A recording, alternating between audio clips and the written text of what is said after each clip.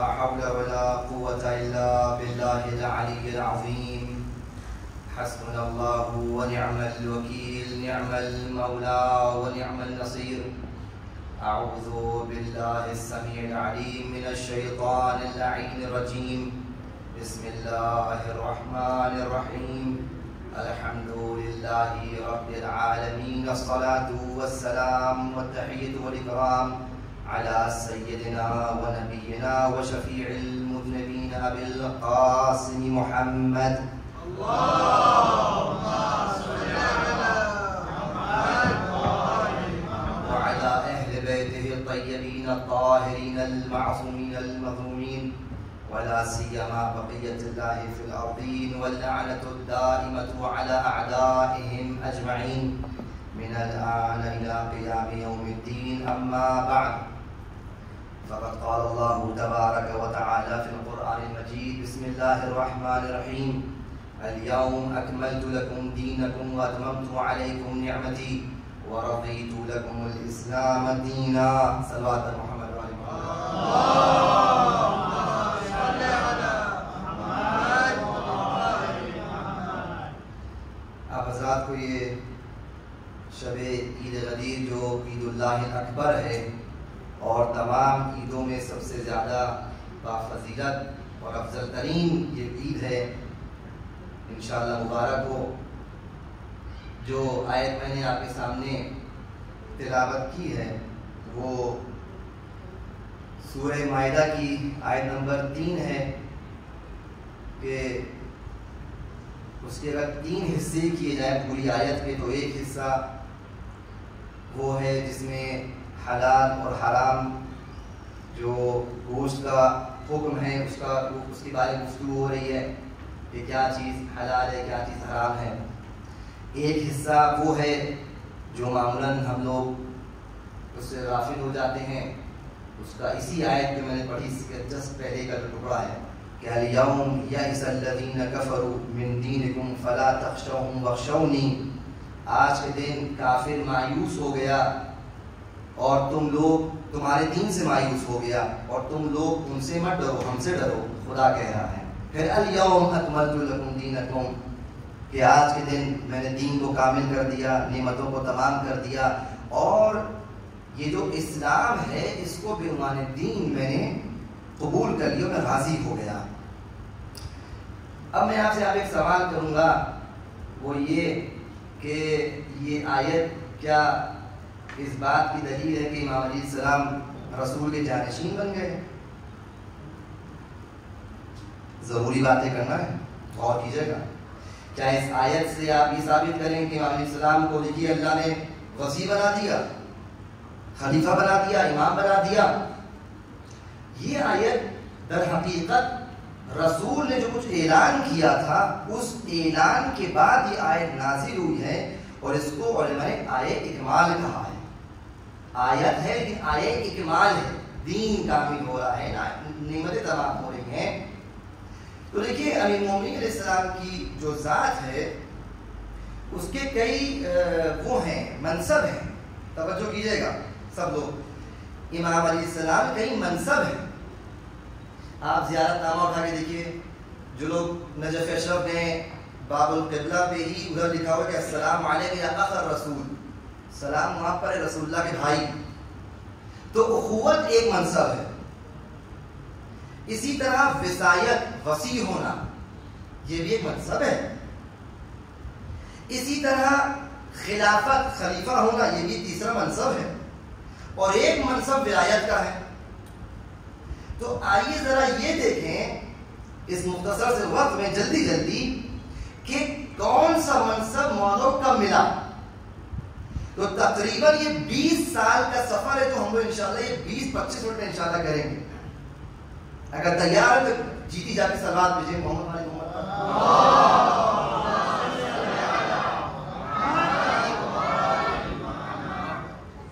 سال 3 بعثت اور 3 بعثت کو ایک آیت نازل ہوئی سورہ شعراء کی آیت نمبر 214 جس کا ایک ٹکڑا یہ کہ وہ انذر عشیرتک الاقربین. اے میرے رسول جو پہلے آیتیں نازل ہوئی تھی قولوا لا الہ الا اللہ تفلحوا، بس لا الہ الا اللہ کہو تم کامیاب ہو جاؤ گے. اور ایک بات یاد رکھیے، میں نے اس کا اشارہ پہلے کیا تھا کہ دین اسلام ہو یا کوئی بھی دین ہو، بلکہ کوئی بھی قانون ہو، وہ دھیمے دھیمے بیان کیا جاتا ہے، دھیمے دھیمے اس کا اعلان ہوتا ہے. یہ اس کی طبیعت ہے قانون کی، ایک دم سے ہر چیز لاگو نہیں ہو جاتی. تو یہ چیز ذہن میں رکھیے گا. تو پہلے آیت ہوئی کہ بھائی تم لوگ لا الہ الا اللہ کہو کامیاب ہو جاؤ گے. کتنا آسان اسلام تھا، لا الہ الا اللہ کے لیے جنت واجب ہو گئی، کچھ کرنا ہی نہیں ہے. لیکن اب 3 بعثت میں آیت نازل ہوئی وہ انذر عشیرتک الاقربین. اے میرے حبیب آپ اپنے جو عشیرہ اور ٹرائب اور قبیلہ ہے اس کو آپ انذار کیے، ڈرائیے، لیکن الاقربین جو سب سے زیادہ قریب ہو، قرابت داروں کو. تو رسول اللہ نے پورے قریش کو جمع نہیں کیا، قریش میں سے صرف اور صرف جو جناب عبد المطلب کی اولادیں تھیں ان کو جمع کیا. توجہ کیجیے گا. اب جب رسول اللہ نے جمع کیا، اور یہاں پر امیر المومنین کی عمر کتنی ہے؟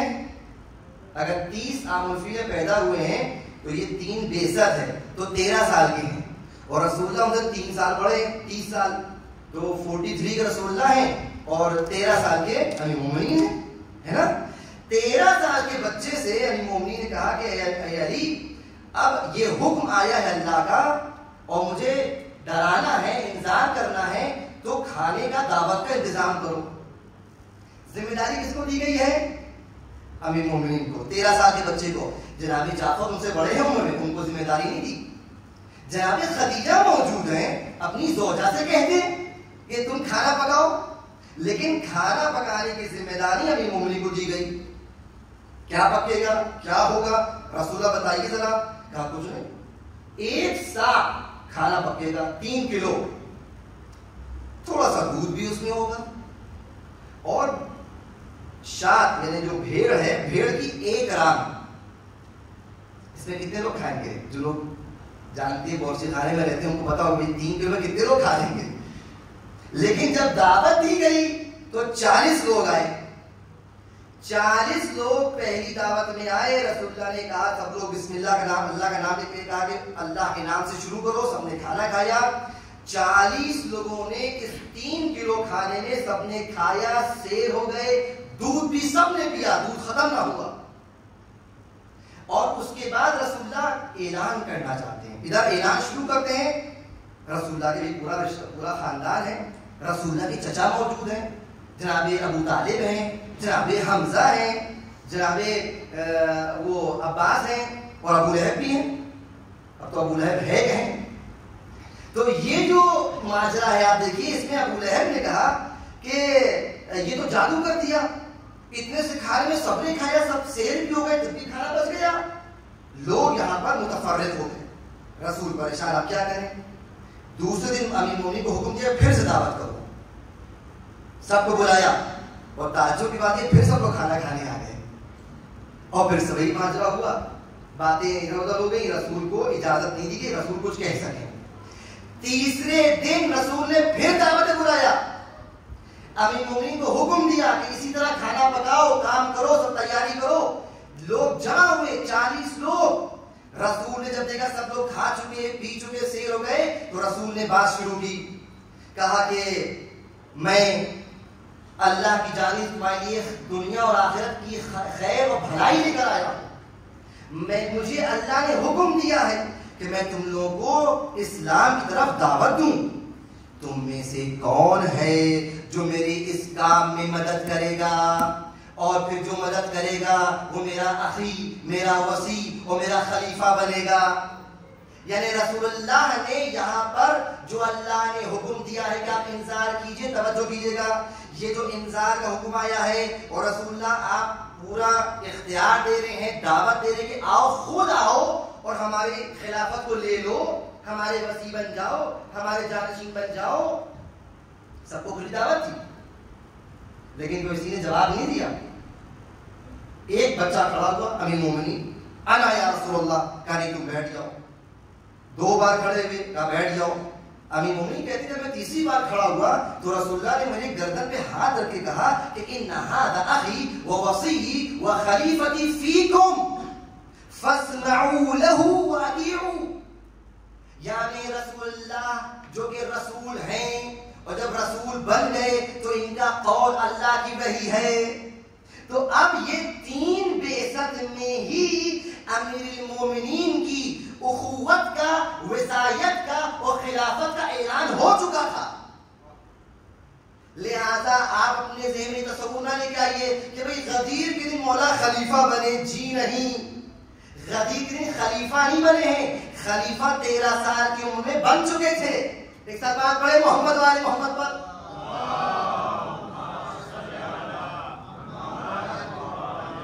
اس سے بہتر سے بات پڑھی محمد والے محمد پر.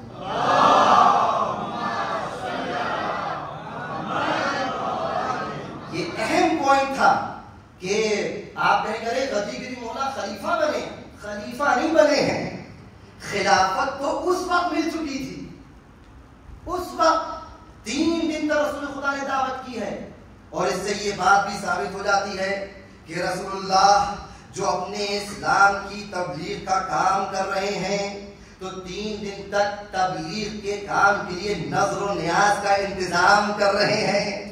لہذا نظر اور کھانا کھلانا اور تبرک بانٹنا اور نیاز کرنا یہ کوئی بدعت نہیں ہے، یہ سنت رسول ہے جو اس وقت سے چلی آ رہی ہے. اب یہاں پر خلافت ان سب کا اعلان ہو گیا. اب جب اعلان ہوا تو تاریخ میں لکھا کہ جتنے بھی تھے سب لوگوں نے حسن و کس کے ہنسے اور ہنس کے رسول اللہ کا مذاق اڑاتے ہیں. اور جب نکلتے ہیں تو ابو طالب سے کہتے ہیں کہ ابو طالب یہ لو، آج سے تم اپنے فرزند کی اطاعت کرنا. اس کا مطلب ان لوگوں کو معلوم تھا کہ جو بھی خلیفہ بنتا ہے تو خلافت حاصل ہو جانے کے بعد اگر باپ ہی کیوں نہ ہو لیکن باپ کو اپنے بچے کی جو خلیفہ ہے اس کی اطاعت کرنا واجب ہے. سال گزرے اور ہوتے ہوتے 13 سال رسول اللہ مکے میں رہے. اس کے بعد ہجرت ہوئی. اب جب 20 سال گزر گئے اب علماء نے جو بیان کیا کہ سورہ مائدہ کی ضرور دیکھیے گا. سورہ مائدہ میں کئی 3 آیتیں ہیں جو بڑے کام کی ہیں، ضروری ہیں. سورہ مائدہ کیونکہ بہرحال یہ کہا گیا کہ رسول اللہ کے آخری وقت میں یہ آخری سورہ نازل ہوا تھا 10 ہجری میں.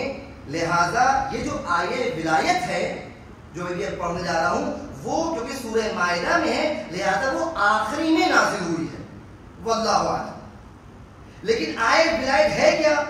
سورہ مائدہ کی آیت ہے، آیت نمبر 55 اس کی داستان یہ ہے. اور آپ سب کو معلوم ہے کہ مسجد نبوی ہے اور نمازیں ہو رہی ہیں مسجد میں. امیر مومنین مسجد نماز پڑھ رہے ہیں. ایک سائل آیا، غریب فقیر، کبھی کسی کے پاس گیا کہ بھائی کچھ مدد کر دو، کبھی اس کے پاس کہ بھائی میری مدد کر دو، کوئی چندہ دے دو، صدقہ دے دو، کچھ دے دو. لیکن اصحاب میں سے کسی نے انفاق نہ کیا. یہ انفاق جس کی اتنی تاکید کی گئی اس دور میں بھی کسی نے کچھ نہ دیا اس کو. یہ فقیر نکلتے وقت اللہ سے کہتا ہے یا اللہ میں تیرے رسول کی مسجد میں آیا تھا اور اس امید سے آیا تھا کہ کہیں نہ ملے، سڑک پہ نہ ملے، گلی میں نہ ملے، گلی کوچے میں نہ ملے، لیکن تیرے گھر میں تو ملے گا. لیکن میں خالی ہاتھ واپس جا رہا ہوں. ادھر اس نے جملہ کہا، امیر مومنین جو حالت رکوع میں تھے اشارہ کیا اور اپنے دست مبارک میں جو انگوٹھی پہنے تھے وہ اس کو ہدیہ کی، انفاق کی. اس نے انگوٹھی نکال لی اور بات ختم ہو گئی، وہ باہر نکلا. ادھر سے رسول خدا اپنے اصحاب کے ساتھ آ رہے تھے. اس فقیر کو آتے ہوئے دیکھا، کیا ماجرا ہے، کیا ہوا؟ کہا یا رسول اللہ اسی طرح ہوا، میں نکل رہا تھا اور میں نے اللہ سے شکوہ کیا اور امیر مومنین نے علی ابن ابی طالب نے مجھے انگوٹھی دے دی. رسول پلٹ کے اپنے اصحاب سے کہتے ہیں ابھی جو آیت نازل ہوئی تھی کہ انما ولیکم اللہ ورسولہ والذین آمنوا الذین یقیمون الصلاۃ ویؤتون الزکاۃ وهم راکعون، اس کی مصداق علی بن ابی طالب ہے. ایک صلوات پڑھیں محمد والے محمد پر.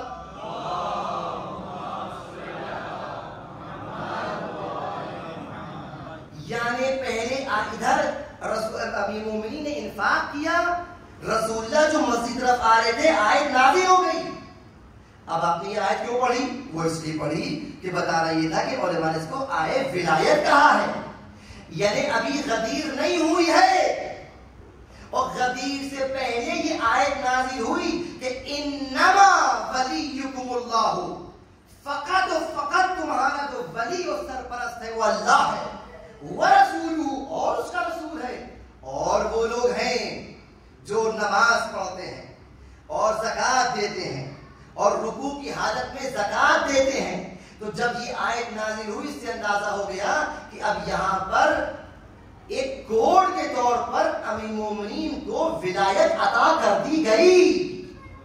اب آئیے میری گزشتہ جو تقاریر اس پہ غور کیجیے. اللہ کی مختلف حجتیں ہیں. کچھ حجتیں ایسی ہیں کہ جن کو بڑی حجت مانا جائے اور ہر اللہ کی حجت کو مختلف ذمہ داریاں دی گئی ہیں. کچھ چھپی ہوئی حجتیں ہیں، کچھ ظاہر حجتیں ہیں، کچھ ایکٹیو حجتیں ہیں، کچھ ان ایکٹیو حجتیں ہیں. کسی کا دائرہ اختیارات کا زیادہ ہے، کسی ذمہ داریاں زیادہ ہیں. تو اس کو دیکھتے ہوئے رسول خدا جو اپنے زمانے کے رسول بھی ہیں، امام بھی ہیں. آپ کہیں امام بھی ہیں؟ جی امام بھی ہیں. اگر آپ کی جیب میں 100 روپے 1000 روپے ہیں تبھی تو آپ کو پیسے دیجیے گا. لیکن جب جیب میں کچھ ہے ہی نہیں تو ہمیں کیا دیجیے گا؟ جو ہوتا ہے آدمی دیتا ہے. غدیر خون میں جب کہا مولا جس کا میں مولا اس کے علی مولا، تو ولایت تھی، امامت تھی، تبھی تو امام بنایا. تو لہذا اب امیر مومنین اسلام رسول کے دور میں جو کہ رسول اللہ ہیں، امام بھی ہیں، نبی بھی ہیں، سید الانبیاء ہیں، سید الرسول ہیں، ان کے دور میں بھی امیر مومنین اب ولی اللہ ہے، اللہ کے ولی. تو دیکھیے اس وقت اخوت و وصایت و خلافت ملی اور اس وقت ان کو ولایت ملی. لیکن اب جب ولایت مل گئی تو کسی کو پتہ نہیں چلا، جیسے آپ لوگ پتہ نہیں چلا. پتہ چلا تھا؟ نہیں پتہ چلا. اب کیا کیا جائے؟ ہوتے ہوتے ذی الحجہ آ گیا 10ویں ہجری. رسول نے کہا کہ ہمیں حج پہ جانا ہے اور یہ میں حج کروں گا. اب رسول اللہ حج پہ پہنچے، مناسک حج کو انجام دیا. ادھر مناسک حج جب تمام ہوئے ملتا ہے کہ بار بار کچھ وحی نازل ہو رہی تھی اور آیت ابلاغ بار بار آ رہی تھی. ابلاغ انہیں پہنچانا کہ یا ایھا الرسول بلغ، اے میرے رسول پہنچا دیجئے. یا ایھا الرسول بلغ ما انزل الیک من ربک، وہ چیز پہنچا دیجئے جو آپ کے اوپر نازل ہو چکی ہے. یا رسول اللہ بار بار یہی آیت آ رہی ہے، کیا اس سے پہلے بھی کوئی جلدی سے آیت آئی تھی بالکل متصل؟ نہیں، آیت تو نازل نہیں ہوئی. تو پھر کون سی چیز نازل ہوئی جو بار بار کہا جا رہا ہے کہ جو نازل ہو چکا ہے پہنچا دیجئے؟ یہ وہی آیت ولایت ہے جو پہلے نازل ہو چکی تھی کہ جو اللہ نے اعلان کیا کہ ولایت صرف اللہ کی ہے، رسول کی ہے اور ان خاص لوگوں کی ہے کہ جس کا مصداق صرف ایک ذات تھی. اس ولایت کو پہنچا دیجئے. اب رسول اللہ جب آیت بار بار نازل ہوئی، حالات خراب و 12 تاریخ ہے، بہت زبردست موضوع اس کو دیکھیے گا کہ ایسے حالات ہیں کہ رسول کو خطرہ محسوس ہو رہا ہے کہ اگر میں نے بھی کچھ کہہ دیا تو مناسب نہیں ہوگا. آپ کہیں گے یا رسول اللہ آپ تو اللہ کے رسول ہیں، جو آیا ہے پہنچا دیجئے. یہ تو غلط کام ہے کہ اللہ کہہ رہے پہنچا دیجئے، آپ پہنچا نہیں رہے. جی نہیں، یہ رسول اللہ کا کمال ہے، یہ رسول اللہ کے اختیارات ہیں کہ حکم ادھر سے آئے گا لیکن موقع محل دے کے رسول کو پورا اختیار ہے کہ اپنے حساب سے اعلان کریں گے. چنانچہ انتظار کر رہے ہیں اور ہوتے ہوتے ہم مکے سے نکلے، کاروان نکلا اور جب مناسک حج پورے ہو گئے اب سب کو جلدی ہوتی ہے کہ جلدی سے مجلس ختم ہو اپنے گھروں کو جائیں گے. مولانا 5 منٹ زیادہ پڑھ دیا 6 منٹ زیادہ پڑھ دیا, سب کو جلدی ہوتی ہی نہیں ہوتی ہے. ایک سامنے کی بات ہے, یہاں اتنے اچھے موسم میں آپ کو جلدی ہو رہی ہے, وہاں عربستان کی حجاز کی سخت گرم ہوا, تپتا سورج, ریگستان, پہاڑی علاقہ. اب سب کو تھا کہ مناسک حج ختم ہو تو اپنے اپنے وطن جائے. اب کاروان کوئی یمن کی طرف نکلا, کوئی عراق کی طرف نکلا, کوئی دوسرے مناطق کی طرف نکلا, مدینے کی طرف لوگ جا رہے ہیں اور کاروان اب سب منتشر. رسول اللہ بھی آگے آگے اور گردن پر ایک ذمہ داری ہے کہ یا ایھا الرسول بلغ ما انزل الیک من ربک. اب رسول خدا جب ایک ایسی غدیر کے پاس پہنچے, غدیر یعنی ایک ایسا تالاب, بعض علماء نے بھی لکھا ہے کہ وہ غدیر کہتے ہیں کہ جہاں پر پانی متعفن ہو, بدبودار پانی ہو, ٹھہرنے کی جگہ نہ ہو کہ وہاں گھوڑے پانی پی رہے ہو, اونٹ پانی پی رہے, نہ, گندا پانی تھا وہاں پر, ٹیکنے کی جگہ نہیں تھی, مناسب جگہ نہیں تھی. اس کا نام تھا خوم. تو آپ دیکھیے سخت گرمی, چلچلاتی دھوپ, حج کی زحمت, اتنی سخت آپ نے اعمال کیے. ایک عمرہ کرنے میں تقریباً 4-4.5 گھنٹے لگ جاتے ہیں. تو حاجی تھکے ہوئے ہیں, قابل احترام حاجی بھی ہیں اور سب کے سب صحابی بھی ہیں, لیکن ایسے موسم میں اور ایسے غدیر کے پاس کہ جہاں کوئی ٹکنا پسند نہیں کرتا, حکم رسول نے دے دیا کہ سب یہیں پر رک جاؤ اور جتنے بھی لوگ آگے گئے ہیں ان کو واپس لے کے آیا جائے. اور جو لوگ ابھی مکہ میں, ان سے کہا جائے کہ یہاں پہ جمع ہو جائے. 3 دن تک سب نے انتظار کیا. جو آگے جا چکے تھے وہ پیچھے آئے, جو لوگ مکے میں تھے وہ سمجھے کہ کچھ خاص حکم آنے والا ہے, لہذا جلدی جلدی اپنے آپ کو مکے سے باہر نکال کے غدیر قوم کے پاس پہنچایا. تاریخ کہتی کہ اتنی سخت دھوپ تھی کہ لوگ اپنی ابا کا سایہ اپنی اباؤں کو سر پہ ڈال رہے تھے, اونٹوں کا سایہ ڈھونڈ رہے تھے, سب پریشان تھے. یا رسول اللہ, آپ تو اللہ کے رسول ہیں, آپ تو رحمت للعالمین ہیں, آپ کا اخلاق تو وہ اخلاق ہے کہ انک لعلی خلق عظیم کہہ کے اللہ نے آپ کے اخلاق کو عظیم کہا ہے. اگر کوئی پیغام تھا تو مکے میں کہہ دیا ہوتا, اگر پیغام تھا تو مدینے جا کے اعلان کر دیا ہوتا, یہ یہیں پہ کیوں روکا؟ رسول عجب نہیں جواب دیں کہ پیغام اتنا ضروری ہے, اتنا ضروری ہے کہ حالات جتنے سخت ہوں گے, توجہ, حالات جتنے سخت ہوں گے اتنا ہی پیغام سے نشین ہوگا. لہذا رسول نے جب سب کو جمع کر لیا, اصحاب جمع ہیں, ہزاروں کا مجمع ہے, سب منتظر ہیں, رسول اللہ کو دیکھ رہے, رسول اللہ کیا کہنے والے ہیں. ایک مرتبہ رسول اللہ کھڑے ہوئے, سب نے کہا چلو وہ وقت آ گیا. رسول اللہ نے کہا کہ ایک ممبر بنایا جائے. یا رسول اللہ, ممبر تو یہاں ہے نہیں. کہا کوئی بات نہیں, یہ جو پالان شتر ہیں ان کو جمع کرو, ممبر بناؤ, بہانے نہیں چلیں گے. ممبر بنایا گیا. رسول خدا اور اس پالان شتر ممبر پر گئے, تشریف لے گئے, اللہ کی حمد و ثنا کی اور جا کے خطبہ غدیر پڑھیے گا سب کے سب آپ لوگ. بس میں ایک پوائنٹ بیان کر رہا ہوں, اتنا واضح طور پر اس خطبہ غدیر میں رسالت مآب نے باتیں بیان کی ہیں کہ دیکھو اللہ کی بار بار جو وحی آ رہی تھی, یا ایھا الرسول بلغ ما انزل الیک من ربک فی علی, خطبے میں ہے کہ علی کے بارے میں بار بار اعلان ہو رہا تھا. اب جیسے ہی خطبے میں رسول نے یہ کہا, اب جو منافقین تھے ان کے چہرے اترنا شروع ہوئے, آنکھیں پھٹنا شروع ہوئیں, اب دل دھڑکنے لگا, اب کیا ہوگا, یہ جو ہماری پلاننگ کی سب ختم ہوتی چلی جا رہی ہے. رسول, ہم سمجھتے رسول کے بعد سب ختم ہو جائے گا, لیکن اللہ بھی بہترین تدبیر کرنے والا ہے. تم اگر مکر کرو گے تو اللہ خیر الماکرین ہے. اللہ آیات کو پہلے بیان کر چکا, تمہاری عقلوں میں پردے پڑے ہوئے تھے کہ تم سمجھتے غدیر میں اعلان ہو رہا ہے, لیکن اعلان پہلے ہو چکا تھا, یعنی نصب ہو چکے تھے, اب اعلان بس باقی تھا.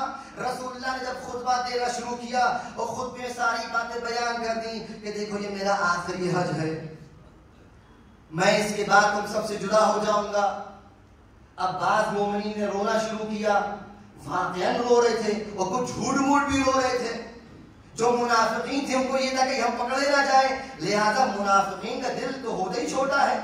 اس نے کہا اگر پکڑ لیے گئے تو ہوگا کہ بھئی یہ رو نہیں رہے تھے تو یہ اس لسٹ میں چلے جائیں گے، تو انہیں بھی رونا شروع کیا. تاریخ کہتی ہے کہ عمار یاسر ہے، سلمان فارسی ہے، مقداد ہے، ابو ذر ہے، فلاں ہے، فلاں ہے، فلاں ہے، یہ سب کے سب موجود ہیں. جو پہلی رینج کے جتنے بھی پہلے طبقے کے اصحاب ہیں سب آگے آگے بیٹھے ہیں. رسول اللہ نے جب خطبے میں اعلان کرتے کرتے اور باتیں بیان کرتے کرتے ایک مرتبہ کہا اے علی ذرا اوپر آئیے، ادھر مومنین کو اوپر بلایا.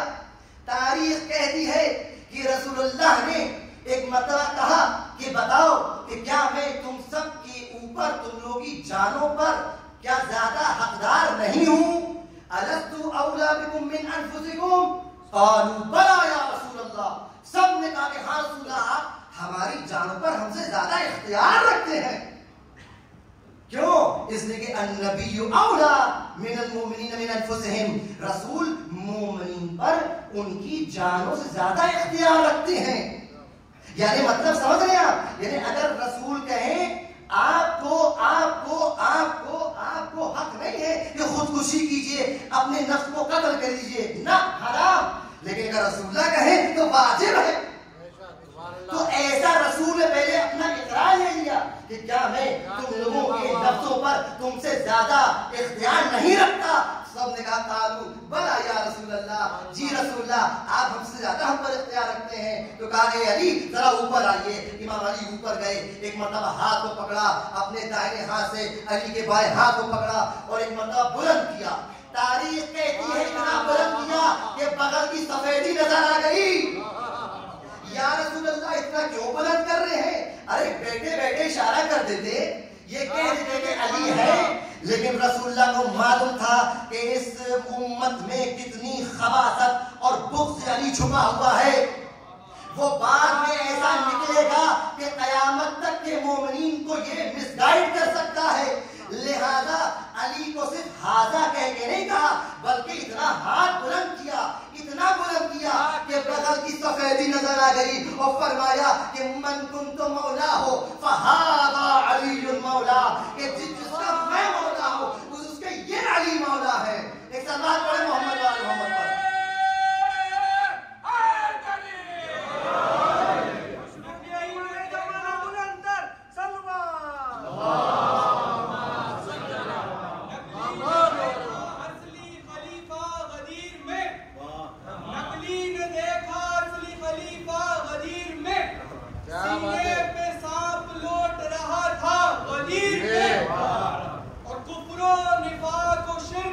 پریشان ہو گئے، کفر و نفاق و شرک پریشان ہو گئے، تینوں کہا رہا تھا صفایا غدیر میں.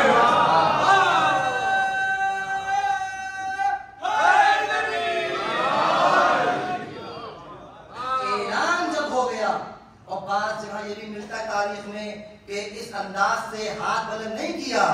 آپ دیکھیں تاریخیں الگ الگ ہیں. علی کو بلایا اور پاس لے کے ایک دفعہ دونوں بازوں کو رسول اللہ نے اللہ اکبر. دیکھیں جنگیں سب ہو چکی تھی، خیبر اٹھایا جا چکا تھا، سب کچھ ہو چکا تھا. ایسے شجاع علی کو رسالت ماب نے اپنے سامنے یوں اٹھا کے پیش کیا، کہا من کنت مولا ہو فہذا علی المولا. اور اس طرح پیش کیا کہ دیکھو کہ میں اپنے آپ کے سامنے علی کو پیش کر رہا ہوں، بلکہ یوں کریے کہ میں اپنے کو پیچھے کیے لے رہا ہوں، علی کو سامنے کیے لے رہا ہوں. کہ علی گویا اب میری پرچھائی ہے، میرا عکس ہے. اگر میں نہ ہوں تو یہ علی تمہارے سامنے موجود ہے. ایک سلمان پڑھے محمد وآل محمد.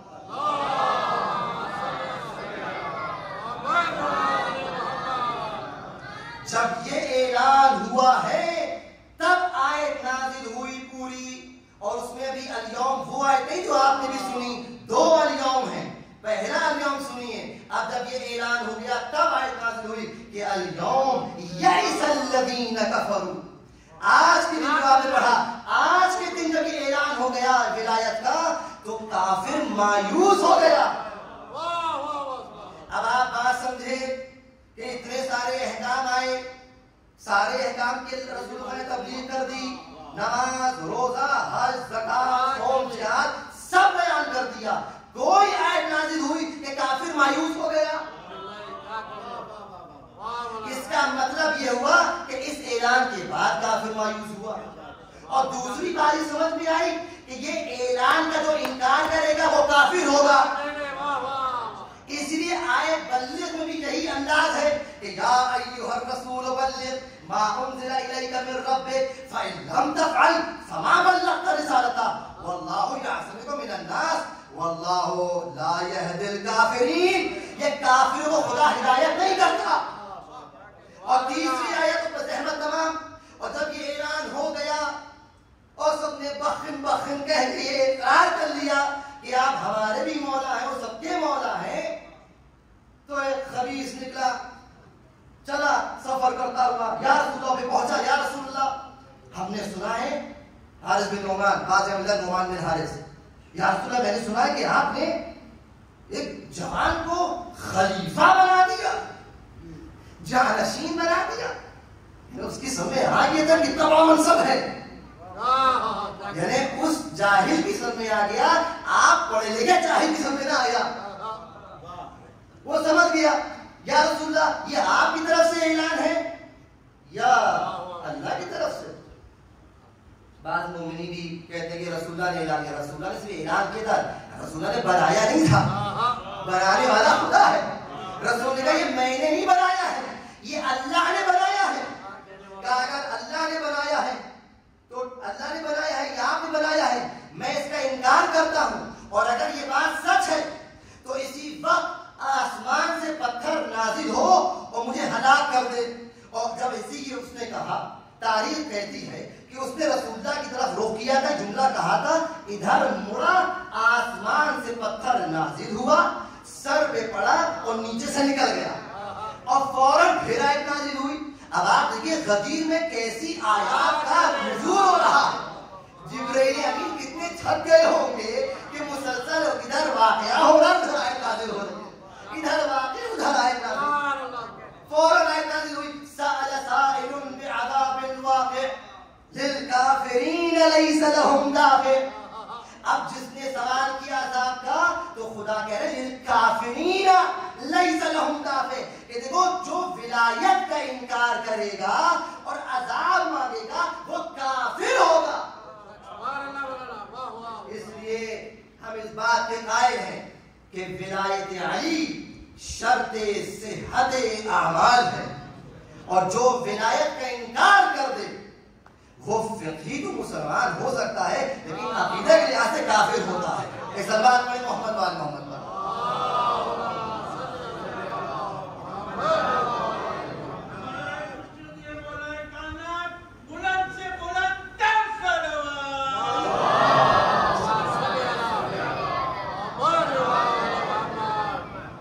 آج کی اس بابرکت شب جس میں اعمال دین موجود ہیں, پروردگار عالم سے دعا ہے کہ یہ جو حالات چل رہے ہیں اور دشمنان اسلام مسلمانوں پہ جو حملہ کر رہے ہیں, پروردگار جتنے بھی مسلمان ہیں اور جو ایران جنگ کر رہا ہے, پروردگار ان کو فتح یاب و ظفر یاب فرما.